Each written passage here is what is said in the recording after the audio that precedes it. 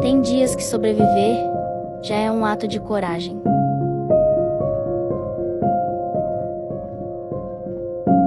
Às vezes, tudo que a gente precisa é de uma palavra que abrace a alma.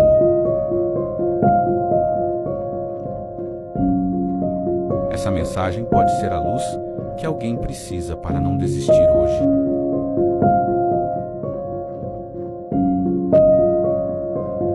Compartilhe com alguém que você ama e que também precisa de um abraço em forma de verso. Tem dias que sobreviver já é um ato de coragem. Uma frase,